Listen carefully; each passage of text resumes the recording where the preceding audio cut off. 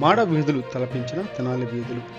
సోమవారం నుండి తెనాలి తాలూకా హైస్కూల్ గ్రౌండ్లో ప్రారంభం కానున్న గోవింద నామ జపయజ్ఞం పూర్ణాహుతి కార్యక్రమంలో భాగంగా ఆదివారం సాయంత్రం నిర్వహించిన నగరోత్సవం తెనాలి పుర ప్రజలకు తిరుమల మాడవీధుల స్ఫురణకు గుర్తుకు వచ్చాయి.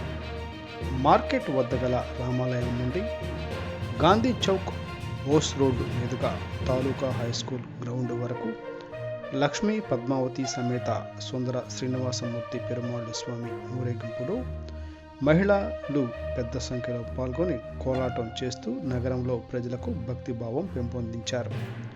అనంతరం బాల స్వామీజీ ఆధ్వర్యంలో మంత్రోచ్చరణల మధ్య విశ్వక్సేనుని ఆరాధన కార్యక్రమం నిర్వహించారు.